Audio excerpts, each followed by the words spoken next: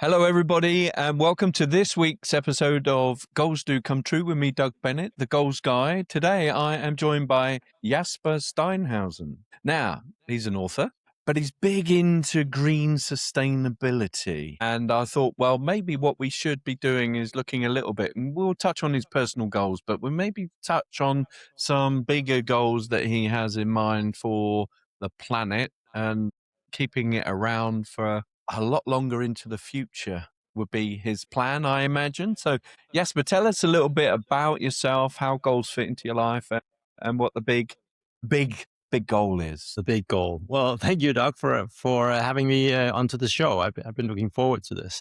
For sure, the planet is going to be around. The question is whether or not we want to be on it, or at least on it in conditions and living conditions that are anywhere as attractable as it is right now. So don't worry about the planet. It will survive. Worry only about yourself and your species and your grandchildren. That's where you need to worry.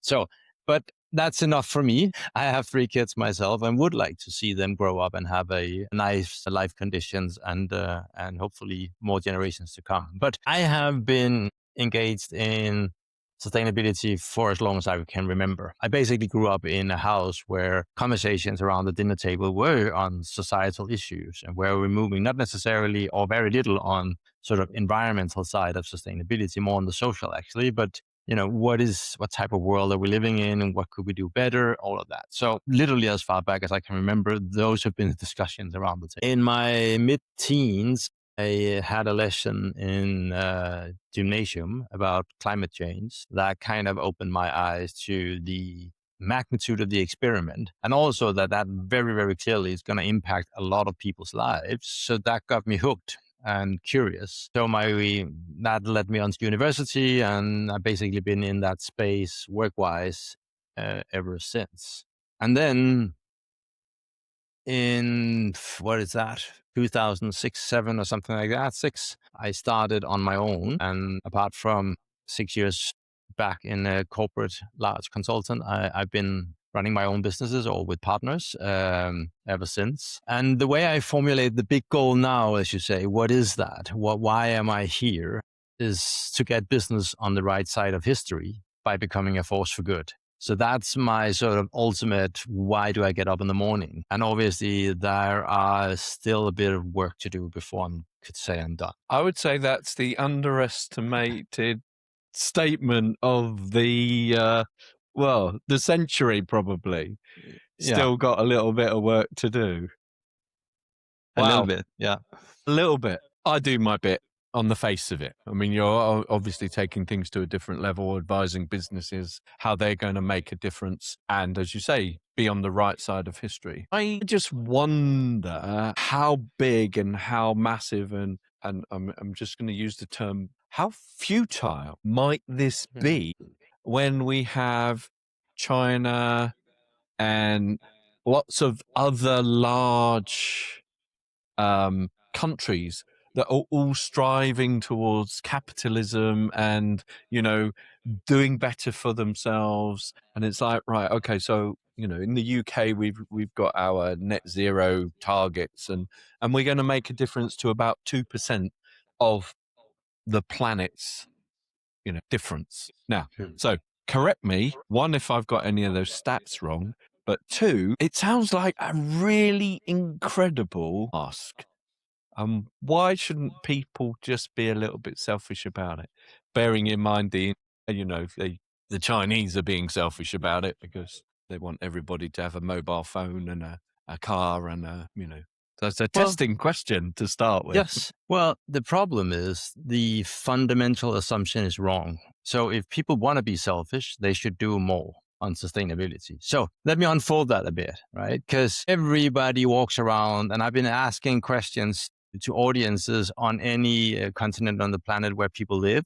And apart from, I think, 1 or 2 persons, and I've been doing this for a couple of years now, everybody says, yes, this is also how we think about it here, where we are in said geography. So sustainability is a problem. It's costly. It's hard for business. And we've got to compromise in so many ways. That's the narrative. Reality is sustainability leads to competitiveness. It drives down cost, drives innovation, it fuels engagement. And engagement, we know, equals productivity, innovation, less sick leave, talent attraction, so on. And ultimately, it fuels customer loyalty because you create better products and you also align with customers who also think it's a good idea to actually try to do something meaningful for the planet, not at the expense of a cost or anything, because you just lowered the price and everything. So it's because you get a better product that also makes the world a better place. That's why they love you, right?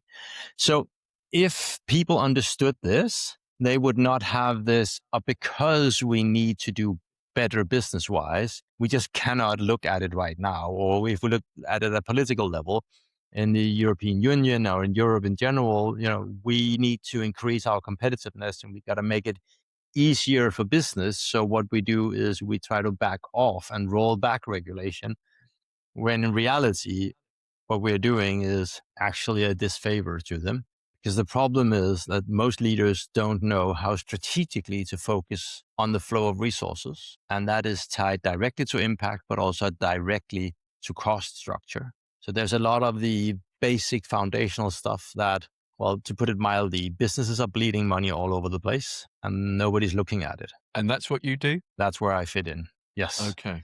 So if you want to get a more profitable business and also do better for the world, that's where I fit in. Okay.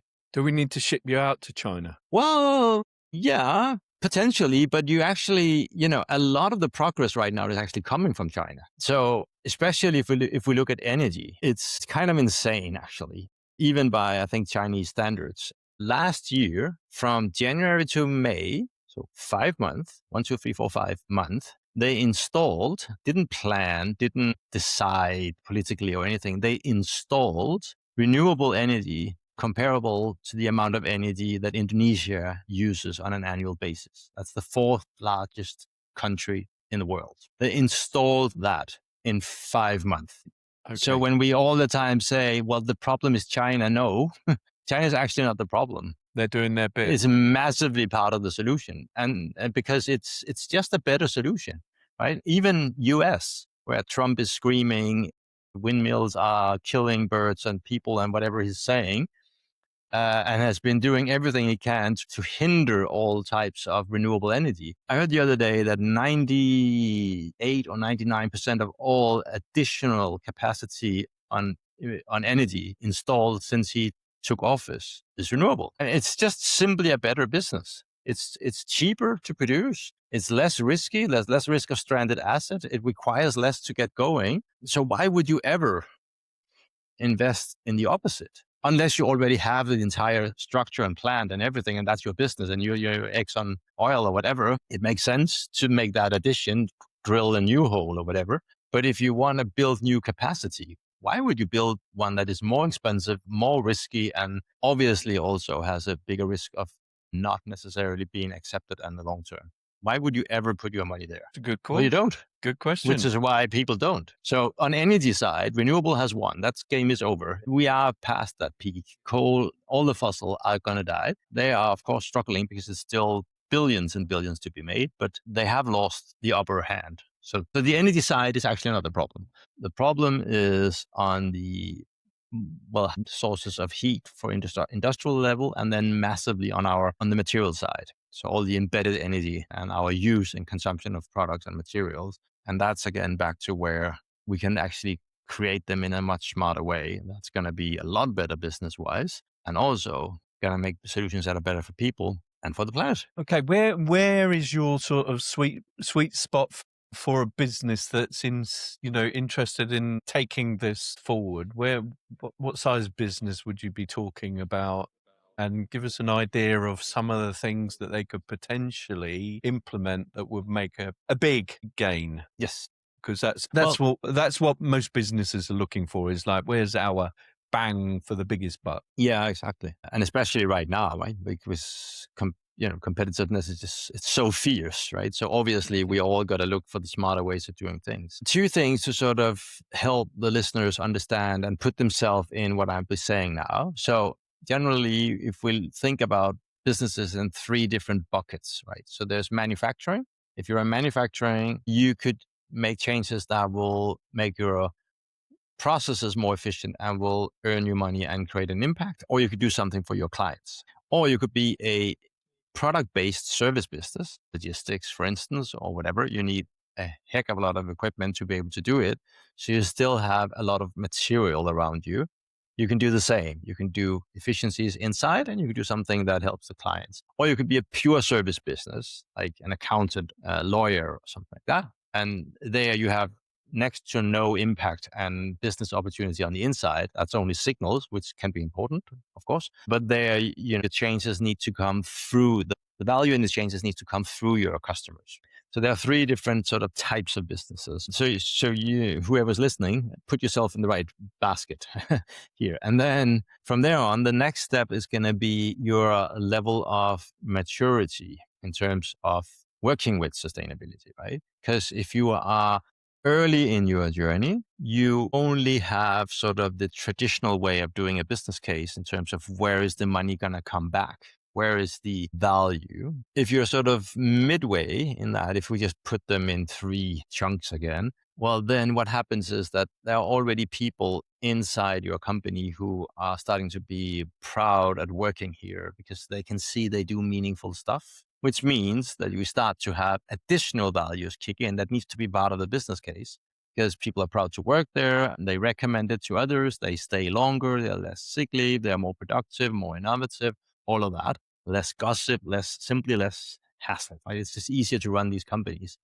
And you need to factor that in. So you might invest 500,000, whatever a number it should be, doesn't matter. Let's just say solar system and battery package, just to say something that everybody can recognize in their head. Well, you don't just have to harvest the value through reduced cost in energy and less volatility in prices when somebody goes to war somewhere, again, over fossil. But then you also need to factor in, well, it's probably increased our productivity a couple of percentage point.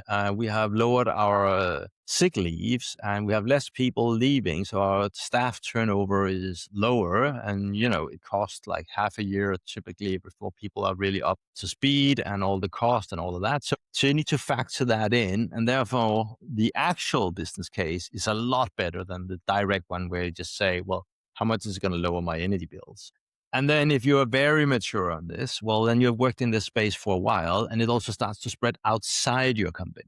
And when you get outside, well, then it means more partnership, more branding opportunities and brand value goes up and customer relations and all of that, right? So those are three different buckets. And depending on where you are in those span, how mature you are, the type of exercises and initiatives you could do that are meaningful, that are high value for your bang for the buck, as you said, depends on where you are.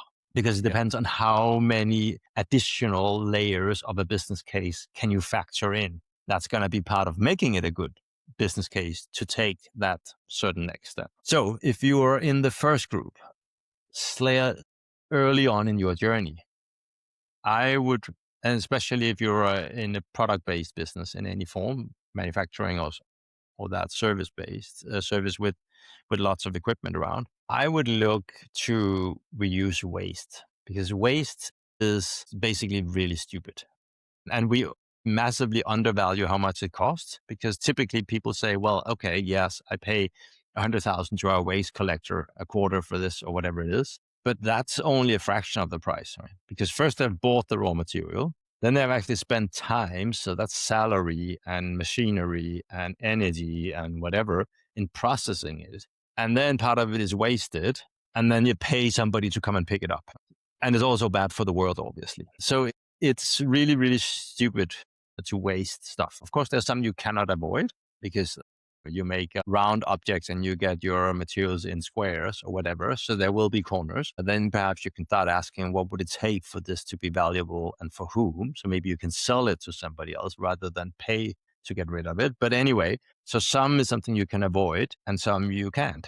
But often it could be, you just need to zoom out a bit. I was having a discussion with a company a couple of weeks ago. So they produce tiles for inner roofs, inner ceilings, and they're white. They have, for good reasons, you could say, set a zero tolerance for any miscoloring because they do not want any claims from customers, which you could say makes sense. But sometimes there might be 2 meters or 250 to the ceiling. Others that could be 4 or 6 or 10 or 20 meters, right? So what are the chances of a small miscoloring 6 meters above you will ever be something anybody notice? It's That's a probably very, less, very good point. That is right? I could see how that was going. And it's like, we don't Yeah. need the bleaching white if it's 20 meters above us. No. If there is a mild discoloration, and it's like, well, you'd have to be particularly OCD,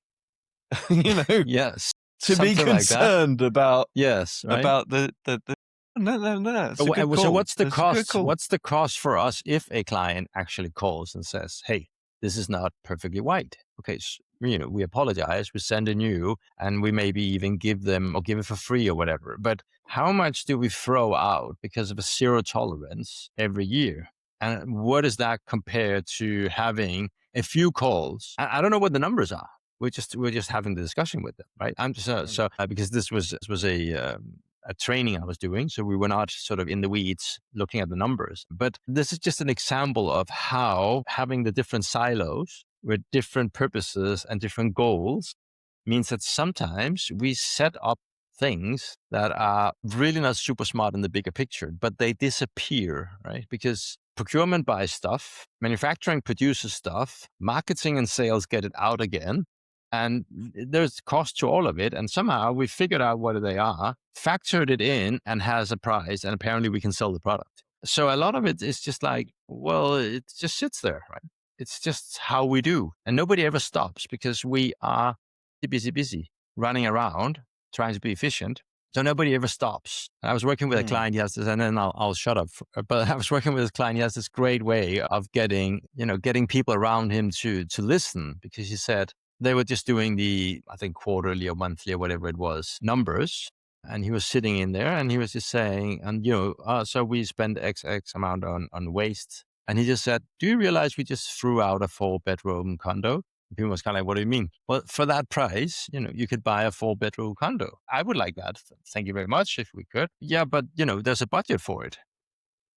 Yeah, I know. But I actually have some ideas about how we could reduce this. Really. So he kind of broke the spell. It's like, but it's just, well, there is a budget for it, right? This is just how things are. That's it. But It's it's factored not, into right? it's factored into our profit margins. Let's Yeah. carry on the way that we always have. And it's like, no, hold on one second. What if? You have to look at your business on a regular Yep. basis and see, I can see this. And so it's like, see, where are we wasting? I love that, the tiles, the bleached tiles Yeah. that are 20 meters away. And it's like, Yeah. right, okay, well, if it doesn't have to go through 2 or 3 extra processes to make it so that if it's 3 feet above us, 4 feet above us, we would see the difference. I mean, that is genius, because it's like, right, well, there's 4 processes that it doesn't have to go to make it that color.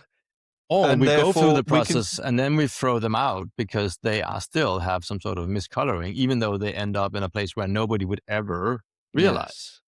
Yes. So you just go, look, we've got these seconds, if you like. So if your ceiling is, more than 10 meters away, nobody's going to notice. So why don't you buy these ones instead? Yeah. Win-win. Yeah. Makes Right. sense. So Makes sense. but there is a reason why we are here, and it's actually kind of interesting. And I've known it for years, but I wasn't just aware how it all fit together until I had I sometimes meet with a retired professor, a business professor, who's obviously been reading all the management books for years and years and years and years. And he kind of explained to me what was that happened, because business leaders today, they don't know how to work and relate strategically to the flow of resources. They're focused on the flow of time and the flow of money, right? That's how you learn to run a business today.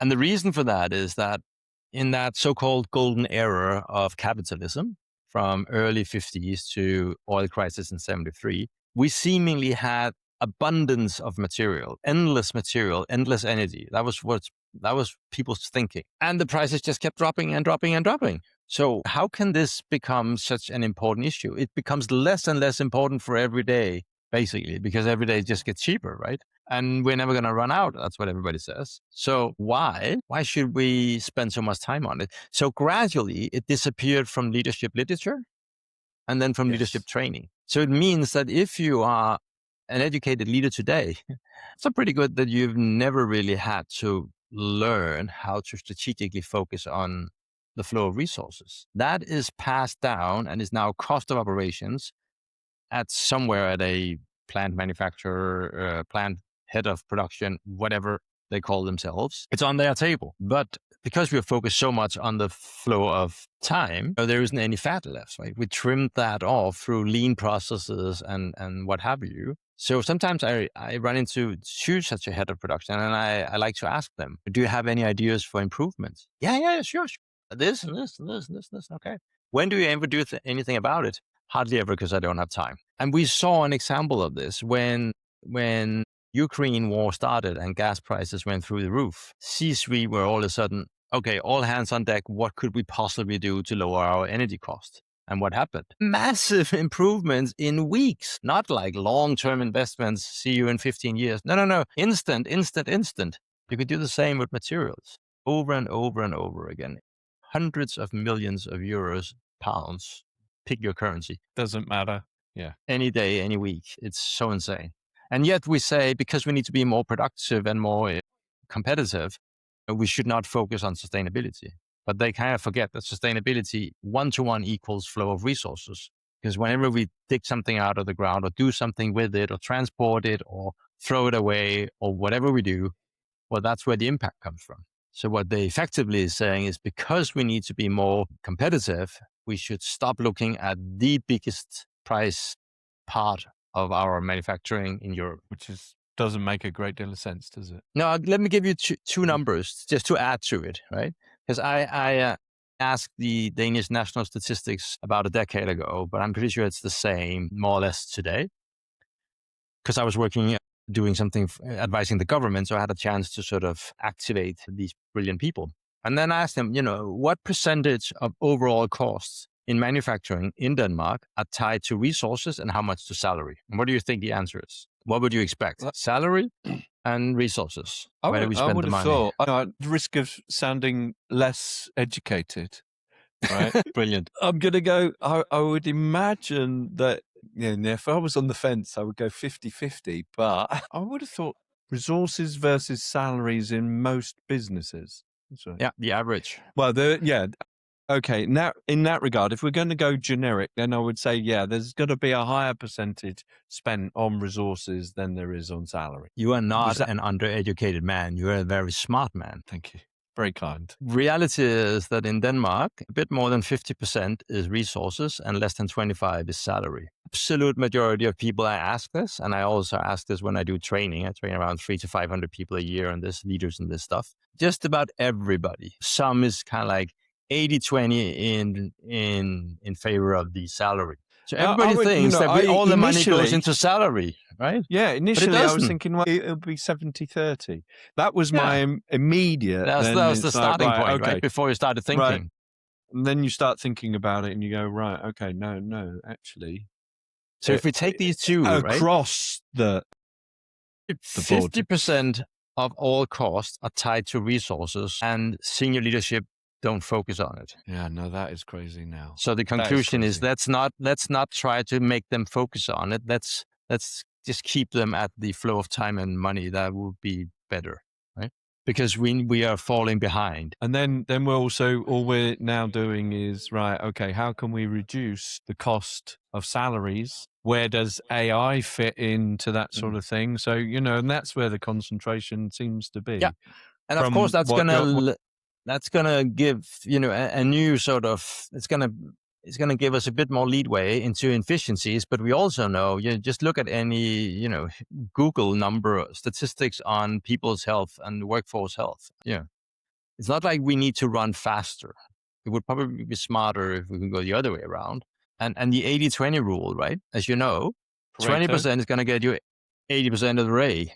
And the remaining is going to cost you 80% of the time. Absolutely we've done we gained the 80%. We're in the marginal gains for massive investments when it comes to efficiencies in terms of flow of time, simply because we have already optimized so much and people are stressed and pressed so much. If you go down, look at flow of resources, it's the opposite. We're in the 20% delivering the 80. There are so much money to be made down here. But because everybody thinks everything related to sustainability is costly, bad for business, hard for business, compromising, it's the opposite of what we need, which we need more innovation, more maneuver room, and easing off costs. So let's not do this. Mm. So we're So this shooting is ourselves in the foot every yeah, morning. yeah. And then as you say, but, having done the 2080, if trying to improve, we're trying to improve the 20%. Our Mhm. gain now again is only going to be 4 or 5% on that, At representing the 20%. tops, right? Yeah, Yeah. tops. And it 0.5% is 1%. That's what people are really, really thrilled to get, right? yeah. And that does seem crazy when you say, right, well, we've got 50% available to have a look at. Exactly. We can make a huge. I'm loving this conversation. That's good. So I, am I, by I, I the way. really, I really am enjoying it because it's like, I thought I'll throw out the China bit, but you dealt with that. Well done. You did that very, very well. But so it doesn't, now it does make you think. And there are a lot of businesses out there that, the resources side of things can be looked at. And there are on the face of it. And you don't have to think too hard. There's going to be some huge gains to be made. Huge. Yes. I couldn't How, I couldn't put it in a better way. and why wouldn't you want to do it? Well, the Especially thing if you've is got that, kids. yeah, Especially if you've got kids. that is because your starting point is that this is bad for business. And right now I'm Yeah. struggling to get my business better. So the last thing I'm going to do is focus on sustainability, because that's, if that's sort of the brick around your leg that you have to drag around you, it's like, okay, should we pour more cement into it, or should we try to sort of see if we can get it off now Mm. that we need to sprint, right? So that's the problem, right? That people are just not getting what this is all about. I call it the great misconception. I've actually I've started writing a new book, and that's the title of the chapter, where I'm going to sort of walk people through this great misconception, this Mm. misunderstanding about what it's all about. It makes an awful lot of sense. Let's come back to Jasper and his personal Yeah, goals. true. Yeah, I'm here as well. Yes. Yeah, hi. Hello. Yes. Yeah, where do we want to go? Well, I traditionally ask this because I'm creating a book of Hmm. golden nuggets on goal setting, right? So I ask each of my guests for their golden nugget on goal setting. So that's what I'm going to do now. I'm going to ask for a Jasper Mhm. Steinhausen golden nugget on goal setting, and then Ah, if it gets in the book in the future, yeah, we'll ping you a note and say, can we have permission to use it? well, you can. I can give you that up front. That's fine. Well, what well, I don't know. Some say I'm fortunate. I just think this by design, right? So my business and my personal values are completely aligned, right? So if somebody dropped $1 billion, I will still do what I do tomorrow, because this is what I do. I'm going to do this. I've done this always. I'm going to do this always, right? So this is the theme of my life. This is what I do. So I would actually say that goal settings starts with finding something that you want to actually achieve. Right? So if you align personal purpose with your goals in business or in whatever you do in life, wherever you want to set goals, by the way. But let's just stick to business because that's where I thrive. So when you align these two, everything else get easier. I kind of I refer to my mission as my well of energy.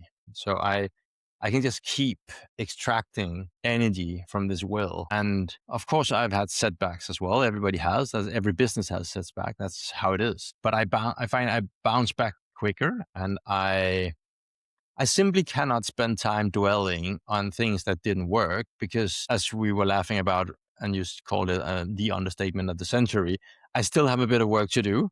So I just can't sit around like just damn, right? It's like, okay, back up again, try again, something else. This apparently didn't work. Okay, what can we do? What can we learn? How can I just, how can I get moving? Because this is not just important because it would be great to have whatever goal. No, this is for me in my life important. This is what I do. It's my identity. It's who I am. It's what I'm here for. So obviously I can't just sit in the corner and it's like, oh, damn, right? So it gives direction, but it also gives persistency and stamina Energy. and ability, energy, right? An ability to bounce back. And I think that's really the power of putting purpose driven goals up front rather than any other type of goal. Perfect. Thank you. We need purpose driven goals, and that will give you an, you know, incalculable amount of energy. Yes. The obstacles, they just, right, oh, okay, how do I get round here, over this, through this? Because it's like, no, no, this is my purpose. This is my goal. And I think it's something everybody should have. You should have, and dig deep to find out what it is. Mm. That's one of the big things. You've got to find your purpose. And, it was in a gymnasium at school, right? Where this trigger or this tap was turned on for you, Yeah. which is, that's just what, one of the sort of crazy things. And it can be like that. Yes. Go Yeah. back through your life and go, right, well, where was I most turned on, most Mm. excited, most, it made an impact to me. And the other good thing is that you had your family supporting you with like good, solid conversations rather than let's watch the TV together. Yeah. Yeah, that's true. Yeah, and I know I've been fortunate to know what I want in life way earlier than most. But it's also, as you say, it is really a choice to search. Because for most it doesn't, it might not just fall down from the sky. You might have to look. Actually, you probably always have to look a bit, but for some it's a harder rewiring, because you might also be sort of again be brought up in a sentence that, let's just say money and fame is the most important. But at the end of the day, nobody has ever on their dying bed been thinking, oh, if I only had more airplanes. No way. It's always connects to human or other, to living things. So we are as a species connect to living things, not to dead things. So you might been brought up in a family where everybody was very, very focused on money and wealth and or things, goods, whatever status, and that might make it a bigger sort of detour to get there, to figure out what it is that, well, why were they such a focus? Well, perhaps it's because they themselves grew up very poorly and made it. And that's, avoid that. Okay, so perhaps your big thing is actually helping people avoiding being super poor because that is so hard and all the things. I was chatting to another entrepreneur, and they have a business, keeper's business. And they were kind of like, we were just playing along, and I was just keep asking questions and dipping into what's really underneath here. And then it was kind of like, oh, connecting the dots all of a sudden was like, all the time that her that all the time that she was kind of missing her parents closely in when she was a child because they were business owners and were always working. That's really what it's about, right? If we can help our clients become successful faster and make more money, it actually means you can leave at 3:30 p.m. to be with your kids rather than having to work to 7. So it cannot absolutely be around the money thing, but that's fine. But just finding out why is those monies so important? Are they Yeah. actually important or are they not? And if they are, why are they? And once you sort of get down to this, all of a sudden it's like, now it all makes sense. And now I can see my story. Now I know why it all works. And actually, by the way, I need to recalibrate all my story because I've been telling the. So, it's just doing that effort to find out. And whenever I've been part of doing it with clients or people, it's such a thrilling moment when you can see that Mm. people all of a sudden it's like, oh, now I have it. Sorry. No, no, no. Now That's I the can best see word it, for right? that Because situation. Yeah, yeah, that is the it's best just word for that now situation. I get it, right? And Yeah. people just fire up because this is it. Now it makes sense. Now I can see it, or now I connect the dots. Now I believe that I can see it all now. And from there on, it's just as you say, it's energy, energy, energy in abundance and clarity. Important. It's important. You got to, you got to go deep to find this, and you got to take the time to find it. And if you can get somebody that can help you do that as well, because it's a tough thing to find out for yourself. Mm. Because, once the questions start getting a little bit tough, it's like, oh, do you know what? I don't need to do this now. I can save that for another day. Yeah. But you get somebody that Mm. knows what they're doing to go in and dig it out, dig it out. Yeah, and sometimes it's also just harder to see because it might be it's hidden in plain sight, right? Because I've always done that, right? And it's like, yeah, but right. So sometimes I've also had people help me clarifying it because I kind of I've known it for years, but again, being more clear on it and what are the distinctions and is it here or and also carving it out in a message and being able to say it's about getting history business on the right side of history.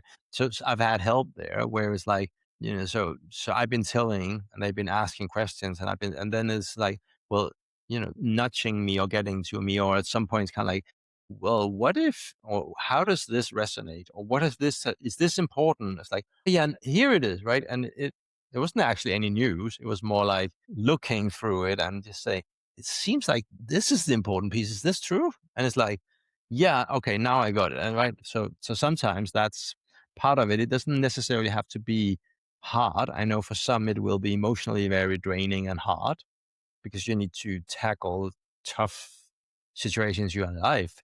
But it can also be actually not sort of tough, just like I can see that. Whereas somebody from the outside is sitting from the outside seems like here I can see in your eyes or here in your voice or whatever that something happens when we talked about this and this and this and the rest is in between. I'm just carving that out for a second and say these three seems to stand out to me. What happens if we look at those? And it's a boom, right?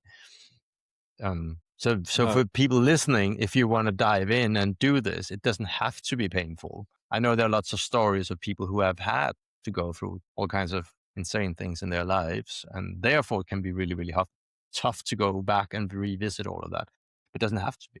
For most, it's probably not necessarily super tough. no, but it's a worthwhile exercise. And I'm going to thank you for that because you've just made me think of something which was a missing piece for me. So I Mm. really do appreciate that. And I am going to share it because I think it's quite important. So I'm part of my job outside of, meeting amazing people on my podcast and learning something brand new every single week, which is where the joy is for me, because Mm. it's like there's always something new that I can learn, a perspective to be changed potentially. Thank you. But so I'm a financial advisor. My parents passed away within 12 weeks of each other when Oh, they were 63 and 64. My mum was 63, my dad was 64, and I was 63 at the weekend. So this was like quite a thingy weekend for me. But when I did my mum and dad's finances, because I'm the oldest and I did the probate, the wills, and all the eldest financial advisor. Yeah, Doug, you do it. And there was the realization that maybe my dad could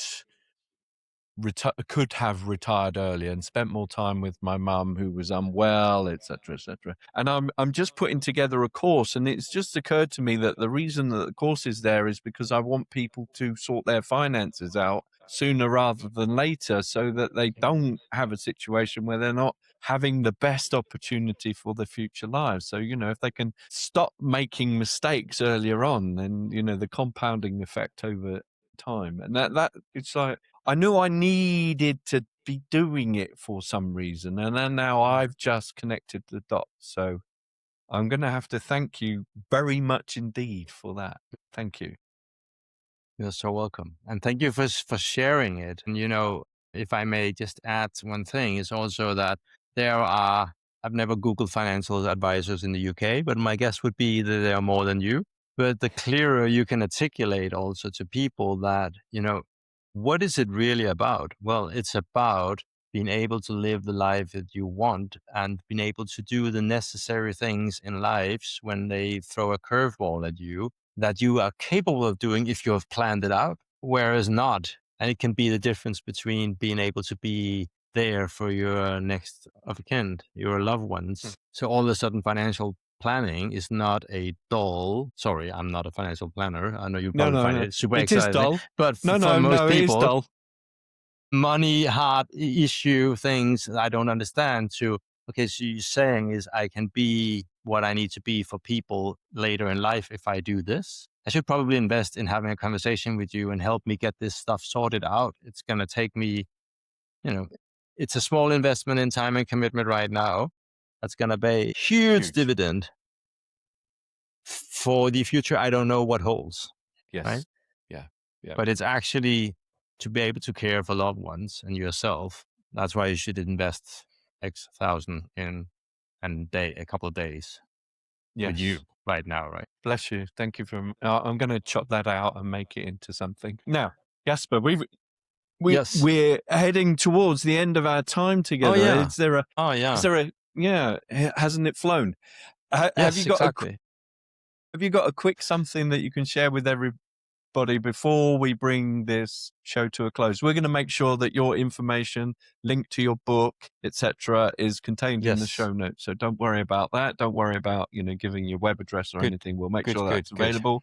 So Mm. anything that the world needs to know before we go. Okay. Well, there's a lot the world needs to know, but I'll end with this one then, saying if I could have one ask, it would be for people to sit with the following for just a few minutes. Sustainability is probably the biggest business opportunity of our time, probably only rivaled by AI. That is If a anybody could just magnificent sit with thought. that, just spend a few minutes and ask, what would that mean for me? I would be hugely glad if anybody would spend a few minutes thinking about that. Jasper, this has been a pleasure, eye-opening, very, very supportive to my thought process, and I really have appreciated it. I wasn't sure how it was going to go, but it's actually turned out very well indeed. Thank you very much. Thank you very much indeed. Thank you. My pleasure. Thank you so much for having me.